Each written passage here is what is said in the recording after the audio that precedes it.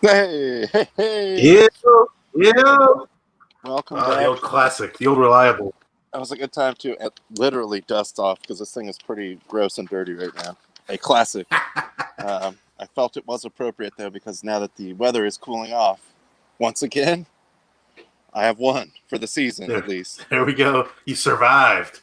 We've reached the ceasefire period of the year Yep. where my ankles are safe. Welcome in everybody. Hope you guys had a good, safe weekend. I know I did. A lot of good stuff going on. Obviously, the World Series. Crazy football, especially the NFL in the morning, which we'll get into. And as you saw Friday, Tyler was here, so we both actually got to watch Red Zone in the morning. Yeah. Fortunately, both also got to watch Game 4 of the World Series together. Oh, well, yeah, that was great. It's exciting, Yeah. to say the least. Sure. But all kinds of good stuff. So, I mean, I guess I have a pretty good idea since you were here for most of it. But Tyler, how was your weekend? It was awful. I hated it the whole time. Never going back to see. No, it was awesome. It was great to get out of town. Great to hang out with you in person. Hadn't seen you in a while, other than this.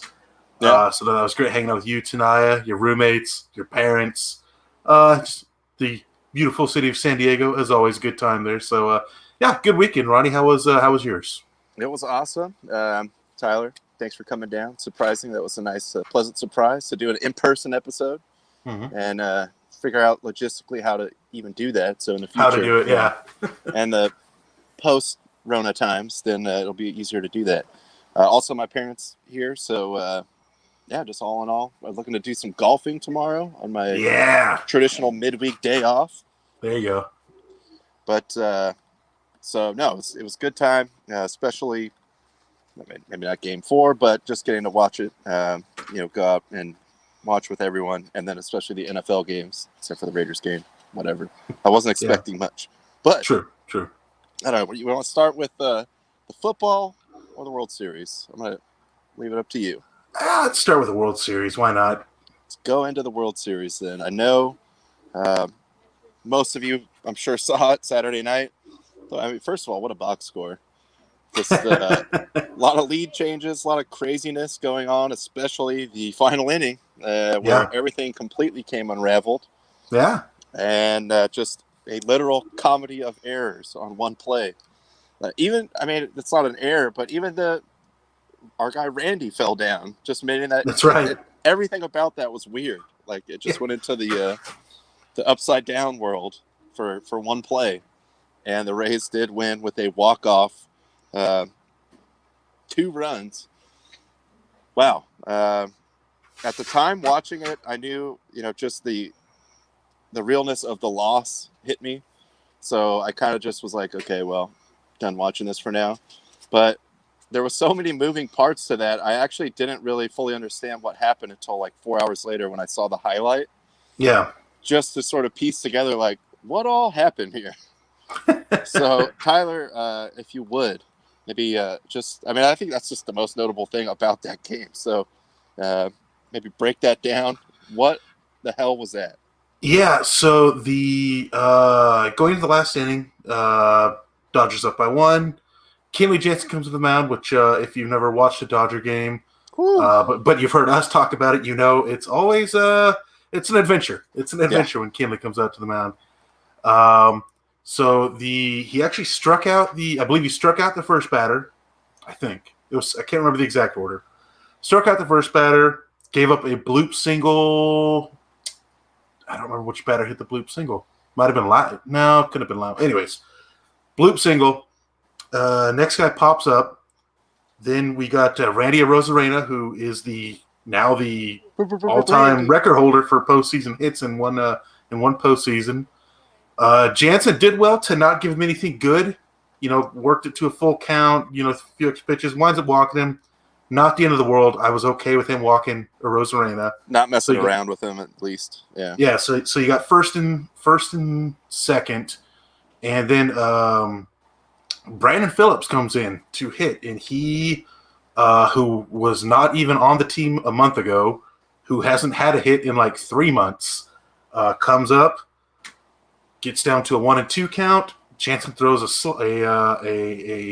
cutter, inside cutter.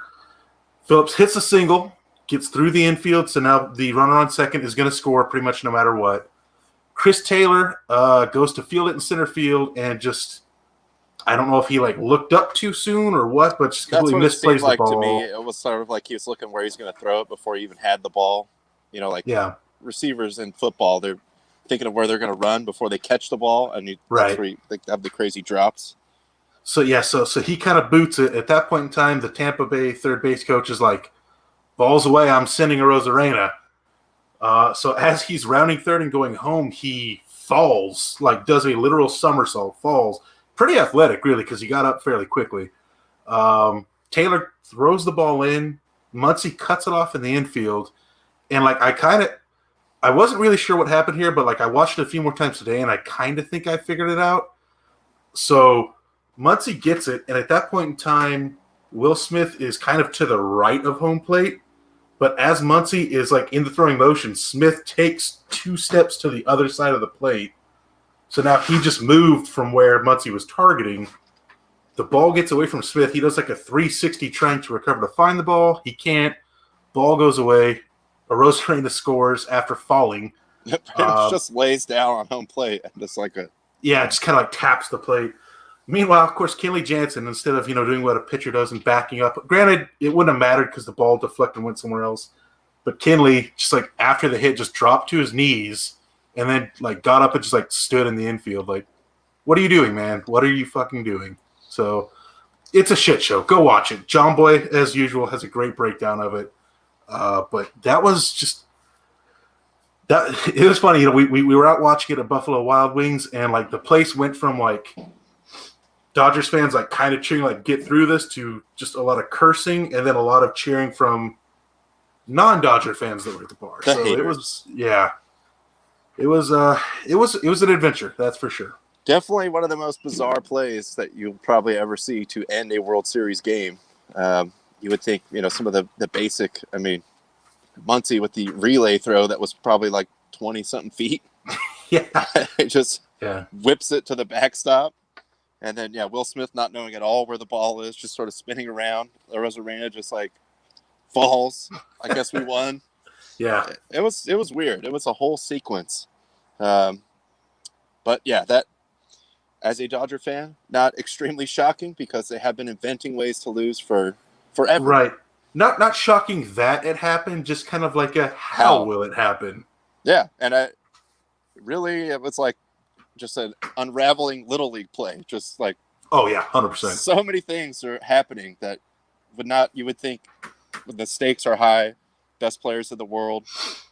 Everything's just what am I seeing right now? Yeah. So that was bitter, ugly. Very bitter. Tyler and I try to drink the pain away of that and move on to last night's game. I know Tyler headed out, but we did get to watch the morning games in the NFL, which we'll get into in a little bit. The Dodgers bounced back nicely. Kershaw, again, solid performance. 2 under his belt now in a World Series. I think this time maybe threw about 10 more pitches, and he got, 6 2/3. 5 2/3. Oh, 5 2/3 before he made way for Dustin May. Who actually, I got to give credit to Dustin May. He looked good. He was throwing strikes, for one. Yeah. He was just actually trying to throw strikes. It seemed like he was coming into the game with more of a sort of starting pitcher mentality, or even just maybe he was told beforehand that you are going to come in this spot. People have theories about Dave, how much is set in advance between him or even Friedman or the other executives there. But he looked a little more prepared this time, certainly, than when he was the opener. And they were able to see it out. I hope, there's a chance, potentially, that Kershaw would not have to pitch again in this World Series. But the good thing is, game 1, he was just under 80 pitches. I think he had 86 or something last night.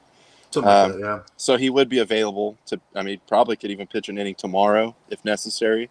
And then certainly if it gets to Wednesday, it's going to be all hands on deck. Anyone that can give you even 3 batters, basically, at that point, may come into the game. So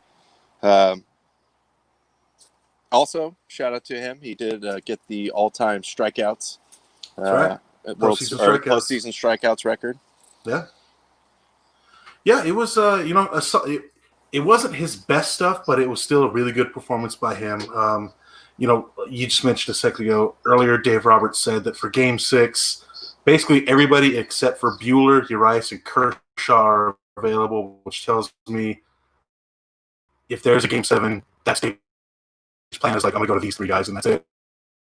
But yeah, again, good Kershaw performance. It was nice that the Dodgers jumped out, right off the bat. I was kind of worried about that. With the shocking ending of Game 4, they'd be like kind of shell shocked and wouldn't come out well. But they, Mookie hit a leadoff double. Seager brought him in right away. A couple hits later, Seager comes in himself. Definitely kind of a pretty cool moment, I thought, in the fourth inning when Manny Margot, former San Diego. Just to mess with them. As you know, my parents are here. The Baron is trying to join us, but I'm just going to get him before he's set up here. Oh, well, there he is. A little. He's just about set up. A little off to the side. There we go. There we go.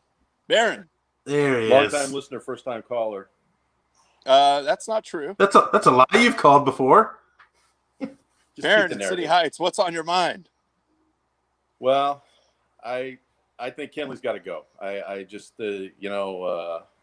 Dodger fan, longtime Dodger fan, and I just think Kenley's got to go. Well, we'll see if he appears again in this series. That's kind of a question I had. Treinen came in for the save last night and got the job done.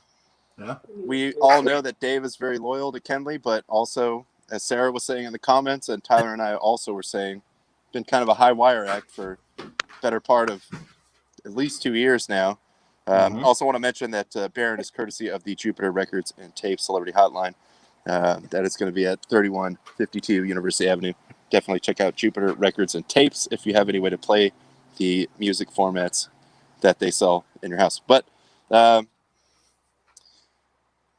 guess it is interesting to think about, like, will Kenley be back? Will we see him in this series? Hopefully it doesn't dictate that he would have to come in. I mean, game to game, who knows what's going to happen. They can get a big enough lead to Kenley-proof it myself. That's my hope. That's always my hope. But that would be the ideal. Sure. I mean, that's the ideal in every game. Even if Kenley was effective, that means you're not in a save situation. Yeah, those 2 runs in the ninth. They're just too hard for my constitution. That's just tough. A little tough on the old blood pressure there. I get you. Yeah. I would tend to agree, though, because that, again, you could say whatever, that first hit that he gave up was just a broken bat, kind of a miracle hit. He walked to Rosarena. Again, I was not mad at that. That's fine. But, if you're a premier closer in the World Series, you have to make Phillips miss. You can't let him even make contact and put that ball in play. And Kenley just I think concern, honestly, and this is true of the entire bullpen. It's not just Kenley. Other teams are anxious to get at that bullpen. There's nobody on that team that the other team is thinking, man, we want to get a big lead before that guy gets in there because he'll just shut us down. And there's nobody on the team that can do that. Well, I credit to the Dodgers, too. I think their game plan all along, and they've been executing pretty well, is stretching out the starting pitcher, making them throw a lot of pitches, just get into the bullpen. And the Rays had a pretty good bullpen all year, but they've been able to get hits off of them. And it's the World Series. I mean, the Rays, when they get in the bullpen, too, you got to think you got a better chance than against, like, Bueller or even Kershaw, the way he's pitched up to this point. Just get them out of the game and get some of these other, not quite randoms, but guys that give you more of an opportunity. I couldn't agree more. They can hit. Everybody in that lineup can hit, but there's just nobody in that team, or nobody in the Dodgers bullpen that you're like, wow, once he gets in there, the game's over. Well, I mean, I would be scared of, like, Joe Kelly, but that's for other reasons. That's not for – You never know what you're going to get. Don't dig in too much because I think Joe Kelly, he doesn't know where it's going. He probably also has a shank in his cleat, so I'd be kind of worried about that. He is certified about that action. Yeah. That can be that bad. Oh, I thought I still had the Joe Kelly face here, but I guess I don't. I had to clear it out for. Oh, wait. There it is. There. Give me that trompa. There it is. That's nothing but luck right there. Joe Kelly Fight Club. Which So- I wouldn't be sad if we didn't see Joe Kelly again, but I hope he gets a ring as a Dodger. So, Baron, I was talking about this right before you called in here. What did you think of Manny Margot's attempt to steal home off of Clayton Kershaw in Game 5? I thought that it was well, look how close the play was, first of all. And they're down by a run. With a runner at third, you never really want to make the last out of an inning at home. But I never really can fault somebody for being aggressive. I think he got a really good lead. Nobody spotted him until he was at full stride. And, I honestly, the hero in that play is Austin Barnes, because Kershaw didn't make a great throw. That throw was up high, and Austin Barnes was able to get it down on his hand, which he was trying to avoid the slide. And, you saw the replay. He just barely got in there. But in a situation like that, there's a lot of guys in that Rays lineup that can hit. Yeah, I think it's one of those things where he's just got a big lead. They're not really paying attention to him, and he just feels like he can make it. And if he makes it, he's a hero. That was kind of the way it always goes. It is sort of one of those all or nothing, like a football coach goes for it on fourth down. If you get it, you're a genius. If you don't, it's like, what were you thinking? But I don't have a problem with him being aggressive. And, Kershaw obviously left-handed with his back facing third base. And Margot was, a third of the way at least down the line. Right. But, I think it was a real momentum builder for the Dodgers. Getting him out that way, it really helped the Dodgers. They didn't give up another run the rest of the night. No, I thought it was – I actually really loved that Margot went for that. If the situation was amazing, of course, like you said, left-handed pitcher, there's a man on first, there's a left-handed batter. You've got a pitcher that has a really long stretch delivery, Kershaw raising the arms and bring him down slow. Obviously, like you said, yes, credit to Barnes because it wasn't the best throw to home. He made the play. Also, credit to Muncy for being super quick on pointing out. As soon as he saw Margot going, he pointed and started screaming step off. And Kershaw just quickly, not even – it was almost just a reaction, not even thinking, just immediately taking that left foot off the bag and throwing it. He's the fact that he didn't get a balk is amazing. It is. No, Kershaw deserves a lot of credit there too, because in a situation like that, how often do you see and somebody that is less experienced, you don't know what you're going to get. And you're right, that's prime for a balk. But he stepped right off. He just threw the ball a little high, but Barnes was able to collect it and get it back down on the plate. So I really thought that it really could have been a game changer either way, and I think it was a momentum builder for the Dodgers. So, and I think honestly, both teams, as this has gone on, and we saw early in Game 1 even of the series from the Dodgers, but now kind of both teams are sort of pushing it on the base pass a little bit, trying to steal bases, force, like you saw Barnes throw the ball into center field last night. Right. Mookie Betts in Game 1 stealing second base, and they had a double steal. He gets to third, scores. It's Seager got a run last night by being up on a couple of pitches in the dirt. He didn't get away from the catcher, and Seager was able to get the second and then get to third. So, and that really was instrumental in the fact because that was an infield hit that Bellinger got to drive in Seager. So if he's at second, he probably doesn't score on that play. Right. I think. Well, it's just sort of been a trend in the two games that Glasnow was in, but again, working, getting his pitch count up, but they've also given him a lot to think about running. I don't know if that was something they were thinking about going in because they have been aggressive when he's been out there, right. Especially if he gives up a run, then it's like, also I got to keep an eye on these runners because they're moving on me. But for both teams, the way this whole playoffs has been with so many different pitchers coming into the game, it makes sense to me. Another way you can keep guys off balance is the threat of running, contact play, stealing bases. Just like another thing to think about. Maybe this guy just came in the game and you try to bust a move on him. So I think don't really knock either manager for that. And like you said, if Margot steals home there, that is going to be one of the all-time World Series plays. So, right. That's exactly right. And to your point about the momentum as well, also Muncy being a part of the, pointing out the runner home. he was the very next batter and absolutely ended the life of a baseball and had an awesome just bat drop right in front of the plate. So definitely Classic huge momentum Muncy swing bat there. drop. Actually, I want to get to a question that Sarah just sent in, Ron, if you can bring that up. Gotcha, yeah. Willie Adames pulling back, because I thought it was also funny. He also, you can make the argument, tackled Max Muncy off the plate in the game before, or off the bag in the game before. I mean, I'm not against it. It's just, guys got to do what they got to do. It's nothing overly like dirty or anything. I mean, if you can get away with it, you can get away with it. It is what it is, and he got away with it twice. So I'm not completely against it. It's fine. It's a guy trying to make a play, whatever. Something that probably would never even been known before the.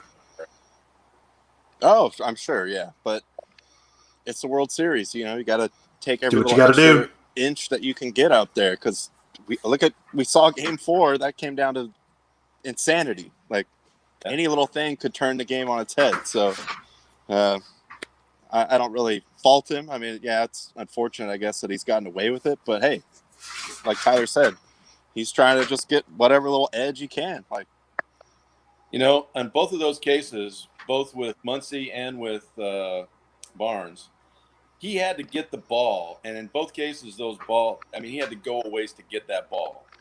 And he had presence of mind enough to think, okay, in the case of Muncy, some of that was Muncy's own momentum, but Adames definitely helped him. And in the case of Barnes, with the head first slide, and he's going over the bag anyway, it's just a heads-up play. I can't fault it. And I don't think that's something that they could reverse on a replay either. I don't know, but I don't think they can. Yeah. Well, they didn't do it either time, so I'm assuming they can't. Yeah. Well, I don't even think they reviewed it, did they? I'm not even sure they reviewed the one with Barnes. Because, I know the one on Muncy, Doc went out and talked to the first base umpire, and it was pretty quick. So I'm thinking the umpire just told him, like, look, you can't, like, there's not going to be a challenge here. So that's the impression I got. But this is something that's gone on for years, by the way. I mean, just guys doing all kinds of chicane. That's baseball. That is baseball. That's baseball, baby. Seeking the runner, making the runner think that you're about to catch the ball when he's coming into the base. That's just a part of the game.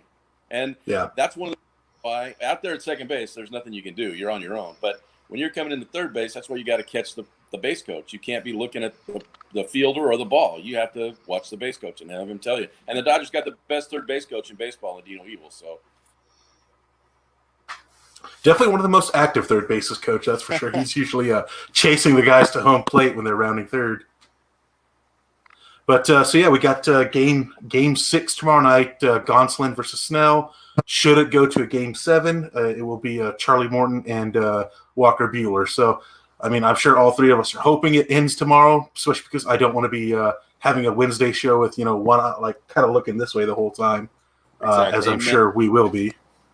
But definitely, it's been a fun series so far. Definitely a stressful series, but that's the Dodger way. That is the Dodger way, yeah. My fellow Dodger fans out there, hope for everything, expect nothing, and we will see what the hell happens. All right, guys. Good talking to you, both of you. Yes. All right. Good talking to you, Baron. Always a pleasure. Thank you as well, Baron. Call in anytime, but we will catch up with you down the road. And, of course, as we let him go here, we have to mention that the Baron did appear courtesy of the Jupiter Records and Tapes Celebrity Hotline on the Quarantine Kings. Check out Jupiter Records and Tapes for all your outdated music format needs. And I know Jaime is here. I saw him in the comments. Thank you for checking in with us. Yes. We do have to get into the football. So there's a couple parts where you might want to sit this one out as far as the Cowboys talk. Boy. Let's get into, if we have time, we'll hit on some of the college football, but it was a lot of stuff going on in the NFL yesterday, so I know we were about halfway there. So let's dive right into it. This was the slate yesterday, and then we had the Sunday night game. It's kind of covered up there, but I'll take the banner off when we get there. Right off the top, the Atlanta Falcons. Oh, God. Woo! That was, I mean, nothing's really shocking as far as the Falcons go at this point, but that was a real bizarre, even by Falcons standards, loss. They had Todd Gurley basically chance to put the game away. The thing that makes this even crazier is that anyone that's watched the NFL, I feel like Todd Gurley's done this like 2 or 3 times when he was on the Rams. Like he's probably one of the most well-known guys in the NFL for doing this, especially amongst fantasy owners, where he will go and just basically fall down, stay in bounds, not cross the goal line. Right. Which again has huge fantasy and betting implications, which is a big part of the NFL lifestyle. The really important part right there. But he burst through. I mean, basically, one guy on the Lions even tried to tackle him, and I don't know if it was just a half second there where he wasn't thinking about the implication of him going in. He did obviously think about it at the last second, but his momentum was already taking him over, and you could see him try to hold back and just sort of flop into the end zone. Yeah. And the rest, as they say, Falcons fans, is history. Again, Lions of all teams too. Maybe that was a good omen for Kershaw because I know Stafford's his boy. But that's true. Yeah. Lions go right down the field in like 4 plays with no timeouts. Even Hawkinson couldn't get out of bounds. Had to run up and clock it there. They had a reviewed play that took them down to I think like the 3 or 4 yard line. That was ruled a catch. They clocked it already, so they had to run some time off the clock there, and then they score. Still need to get an extra point to win. Then they're back. It was like a 40-something yard extra point, and they still hit that and win. Yeah, Atlanta, it's impressive. Like Atlanta, it's really weird when you can say like they did more damage to themselves by scoring a touchdown. Like that's just kind of so weird. But that's something I feel like I mean, I would say the Chargers could do it, but like that's an even more creative way than I've seen the Chargers lose in the past few years is by actually scoring. Yeah. And giving yourself a lead, a bigger lead, you allow the team to get the ball and come back. So, and there you have it right there. Their impressive run of like, there's no way they can lose this game, and then oh shit, they lost this game. Yeah, I know. It's amazing. The Super Bowl loss they had to the Patriots, 28-3, right? Notoriously, sort of began the unraveling, and I think it was in the 90s. It was like 92 or something percent because there was more time left in the game. Right. But this is all within one season. This is a graphic that they played on SportsCenter last night. 98.7 is the lowest of these 3. They lost all 3 games. Oh, I mean, man. I proposed, had a chance to check out Callan's show last night with Isaiah, the night shift, and maybe just there has to be some kind of tweak in the format where there's a Falcon scale win probability. Oh, yeah. You take a 90, and that adjusts down to like a 30. Because Falcons like a Celsius to Fahrenheit conversion. Like most polls have like a 5% margin of error. You got to have that margin of Falcons in there. The Falcons factor, yeah. Yeah. Because, man, that was insane. Tyler and I both were watching that together on Red Zone. And, yes, Gurley tried to stop himself, fell in the end zone. You could see I also loved all the Lions players celebrating that he scored a touchdown.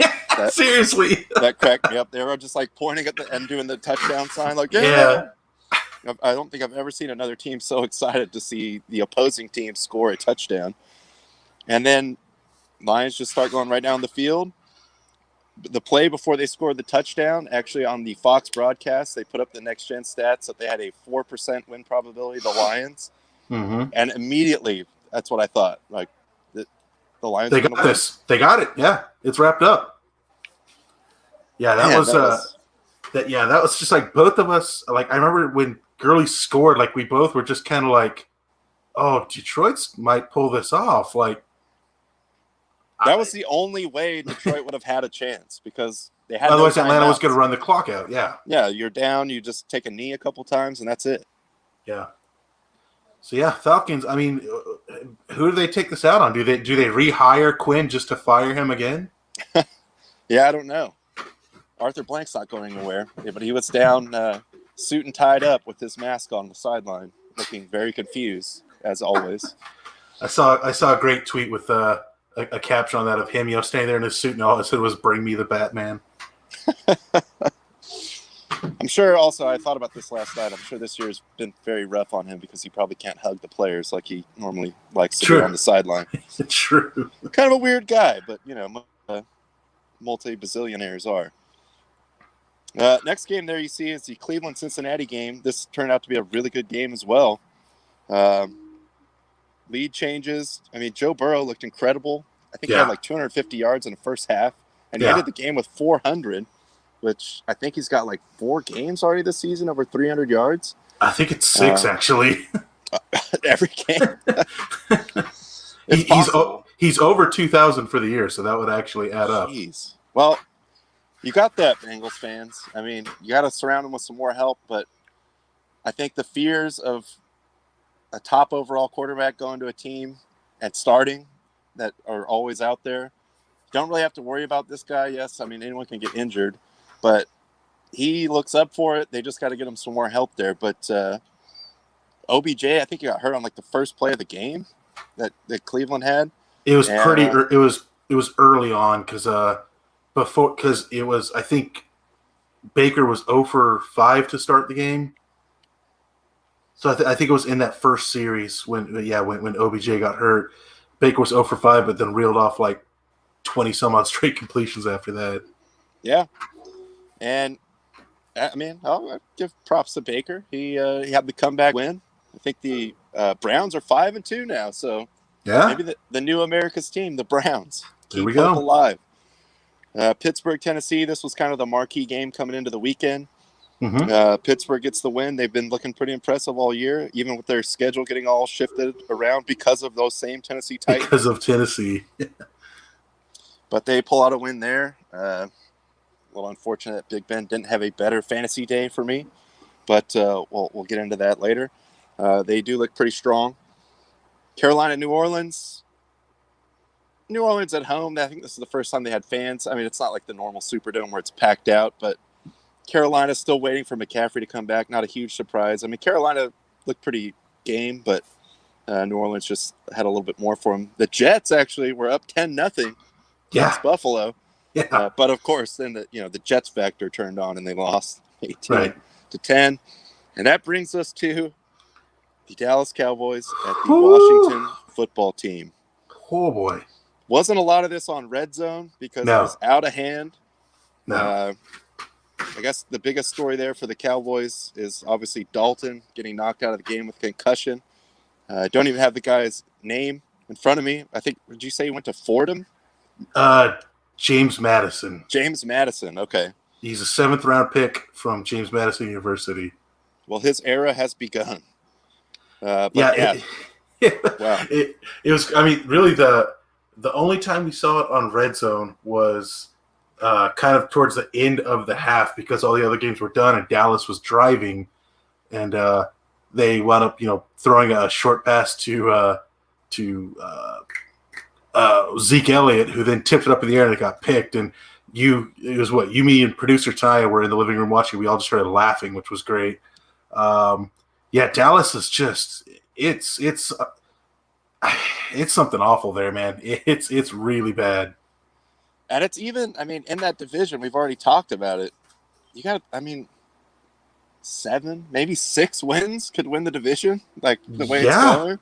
Yeah. And I don't even see when the Cowboys might win another one. Just everything is like in chaos there. Their defense is still terrible.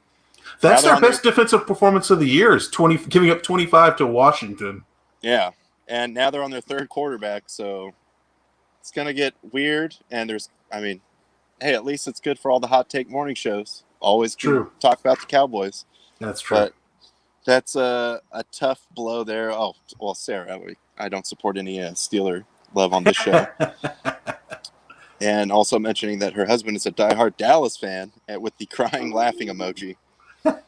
Maybe just, console him in this troubling time. You don't happen to have that image of the Dallas game the fan at the Dallas game 2 weeks ago, do you? Unfortunately, Oh, I God don't. dang it.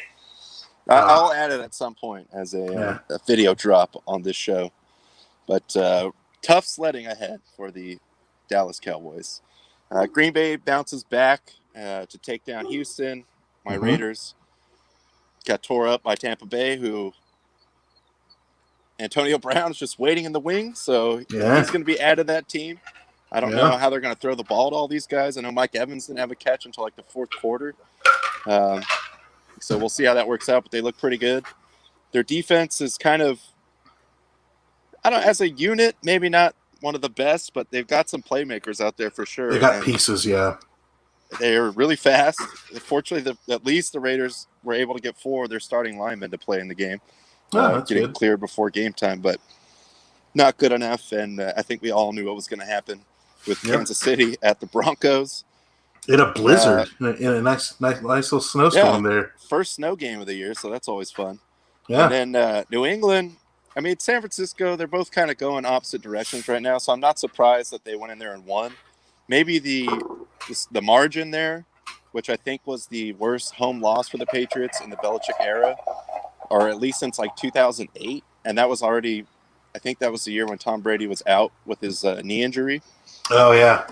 Cam Newton actually got benched after his 3rd interception. I mean, the 3rd one wasn't really his fault. It bounced off, I think, Edelman's hands. But he looked pretty bad all day, and I think it's not like an actual benching. It was just more like, why do we even send you back out there at this point? Let's get Stidham out there. Let's just see what we can see out of him.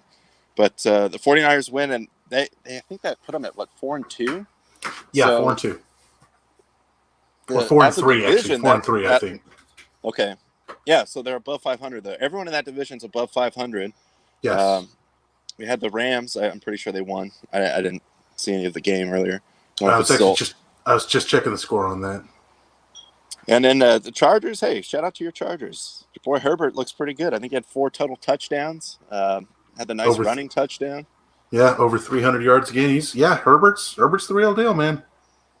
Looking pretty legit there. And we had the Sunday night game, which was wild. I mean, we were kind of watching at the same time as the let me take the banner off here so we get the score up there for you.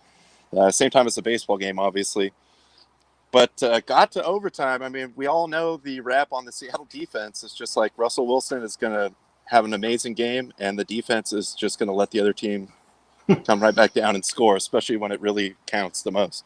Yep. A little bit of sad news for me as far as that game goes is that I definitely would have beat Eric, but as you can see down there in the bottom left of the middle there, Tyler Lockett has 41 points chilling on my bench, almost doubling his season high. So that's my bad, but it does cut both ways because in my other big money league against friend of the program, Will, you can see right there, he had Moore on the Panthers chilling on his bench with 25.3 points. I think actually as soon as I turned on Red Zone, it was like a 60-plus yard touchdown to Moore. And shortly thereafter, Will was texting the group chat that we're in, just saying, he hasn't done anything all year. Why would I start him? This is killing me. So, 1-1 on the weekend in the money leagues, but that's how it goes. That's fantasy football, baby. That's right. The other thing also I did want to mention, and I'm sure, Tyler, you saw it as well, was the DK Metcalf just running down. Oh, my God. Man, that size should not be able to fly like that. We can't play the video, as you know, but let me take this off the screen to make this a little. I did get a screenshot of the Next Gen Stats graphic, which was actually illustrates pretty well what happened here as far as like a play diagram.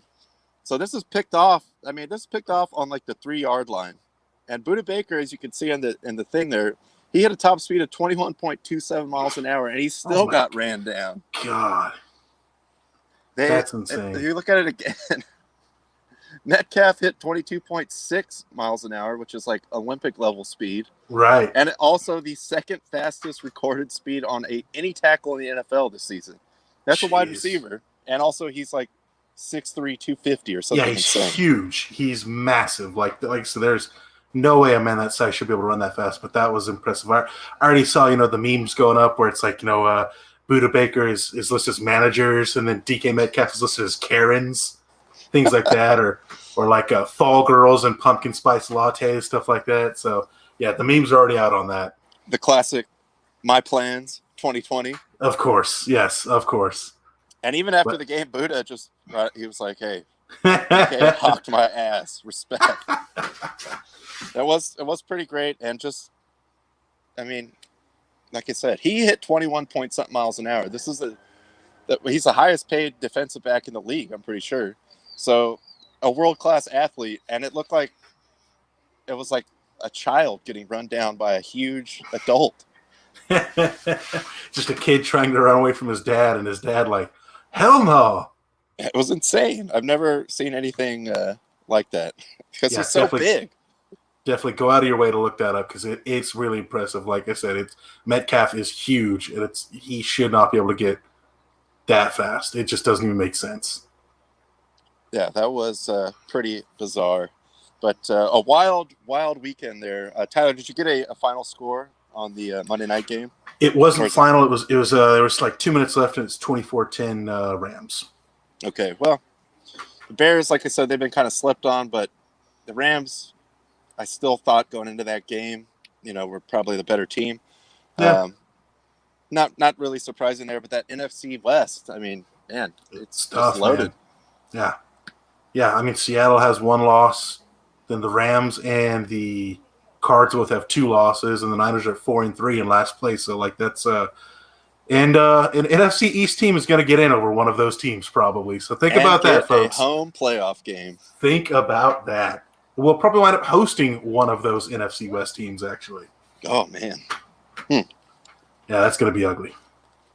Well, last thing I want to hit on, we did have a big, especially main event over the weekend in UFC. It's kind of a send-off for now for Fight Island. So let's get it over to the Fight Doctor and dive into that. Ladies and gentlemen, this is the main event of the evening. The heavyweight champion of the world. It's time!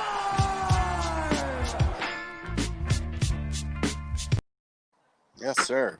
Love checking in with the Fight There we Doctor go. on Monday, especially after a big pay-per-view, like top-level marquee event.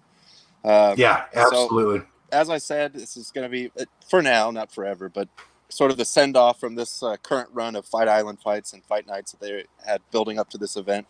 But, yeah, I mean, just one of the marquee fights of the last couple years, and then what we know now from after the fight, in UFC, well, maybe not UFC history, but certainly notable.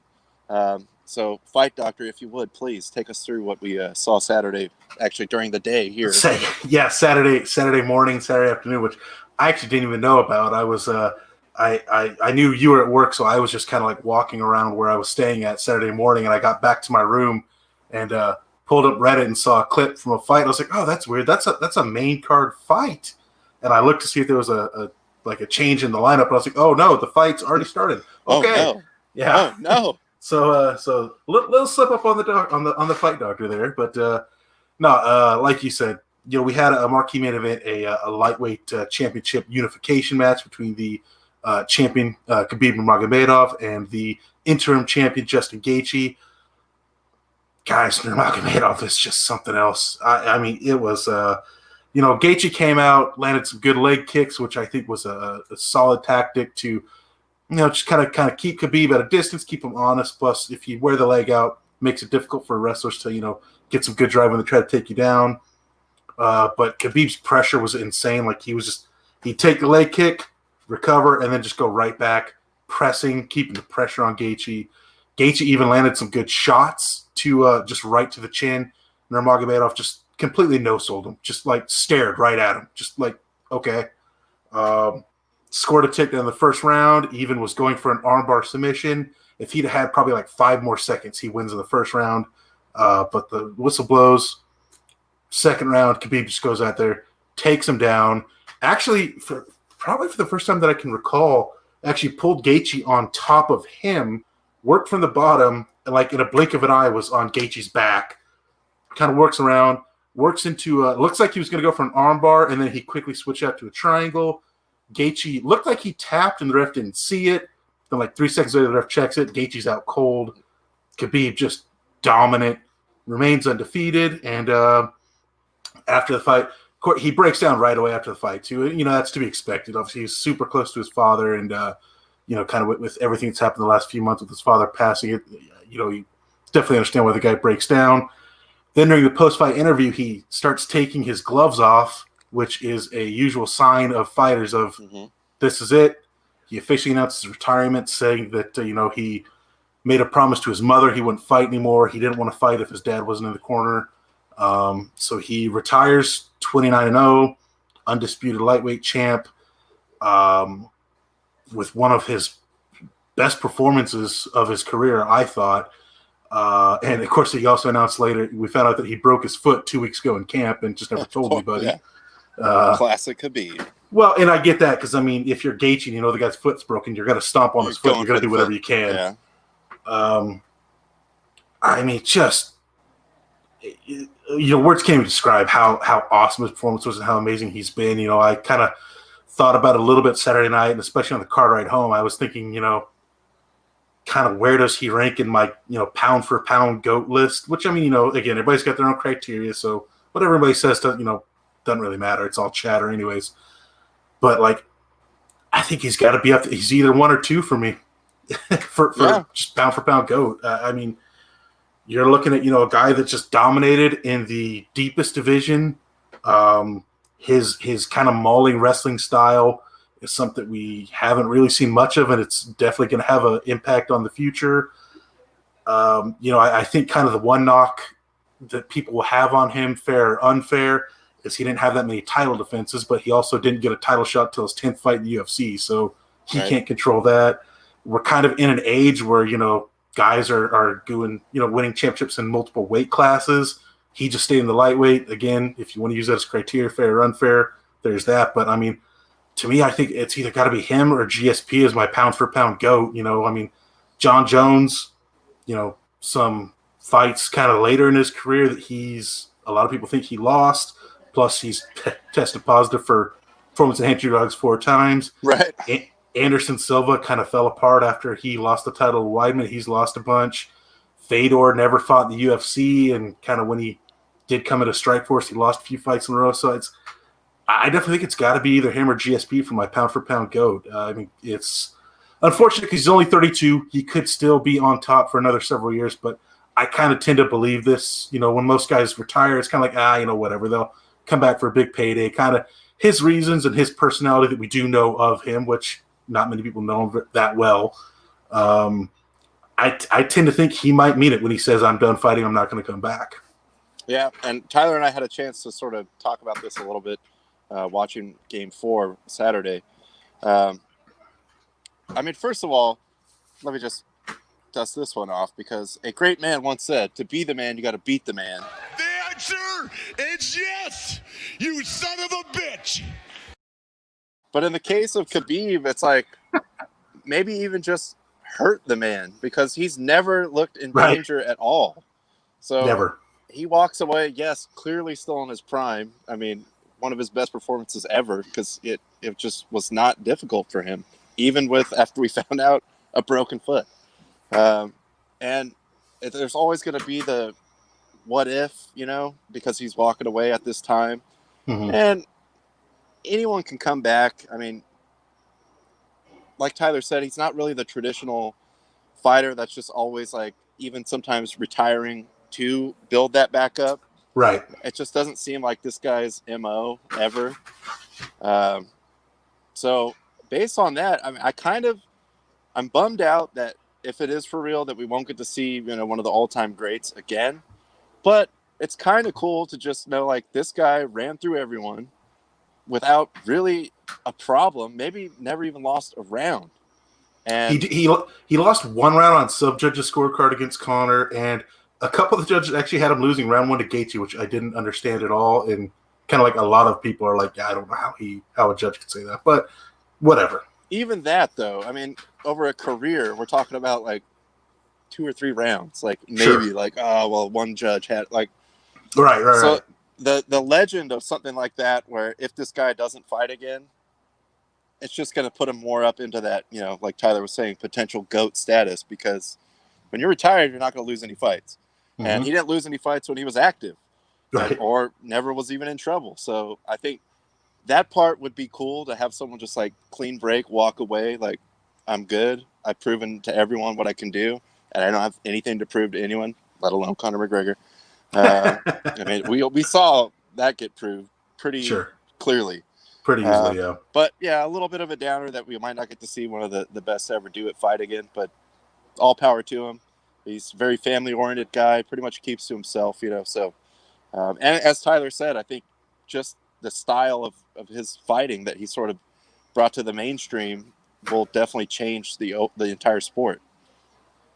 Yeah, definitely. And actually, kind of one more thing to add to his legend. I actually heard this maybe like an hour before we got on the show, but I guess he was talking to Daniel Cormier after the fight, and Cormier kind of asked like about, were you looking for the submission? He says, I heard Gaethje talking all week about how he wasn't going to tap no matter what, and I guess Gaethje's parents were there, so he said I was going to go for an armbar, but I didn't want to break his arm in front of his parents. So I switched over to the triangle choke because, if you pass out, hey, whatever, you just wake back up and you're fine. So, hey, good on him. It's sparing some horrific injury in front of the man's parents. No, you don't need to see this. But it's unfortunate. Especially me. I mean, I'm a guy that I've always loved, freestyle collegiate wrestling, and he kind of brought in the different mauling style. I hate to see a guy. I hate to see it for a selfish reason to see the guy retire, but I mean, him going out on his own terms, undefeated, making the promise to his family, which is super important to him. Like I admire, I respect that. And we'll see what Dana does with the lightweight title now. I mean, that seems to be a problem where it's like, oh yeah, guy wins the title, now he's leaving. So now Dana's got to figure that out. I mean, the rumor is he's going to have the Dustin Poirier Conor McGregor rematch. Be for the lightweight title now, and then Gaethje will probably get the winner of that. But, Dana said we'll worry about that later. So now we're done with Fight Island for a while. This upcoming we actually have, speaking of retirements, maybe not. Allegedly, this upcoming weekend will be Anderson Silva's retirement fight against Uriah Hall, who a lot of people had pegged as the future Anderson Silva when he was coming up on Tough Enough, but or Ultimate Fighter, excuse me. That hadn't panned out for him, but he's still got a good record. But we'll see how that goes. Talk a little bit more about that on Friday. I see we're up against it here. Ronnie, you got anything else you want to say before we get out? No, thank you guys as always. Hoping for the best, Dodgers, and just again, you guys be safe out there. We will get back with you on Wednesday. Hopefully, trying to watch the World Series at the same time. Shout out also to you, Sarah, for tuning in. Thank you. You are also awesome. And yes. Tyler, get us out of here in style. Yeah, thank you guys so much for watching. Thank you, Sarah, always commenting, always watching. Everybody that comments and watches, we definitely appreciate that. But stick around here on the network, guys. We got the book club for TV with Patrice coming up. Love you guys. As always, keep the fire. Keep the fire.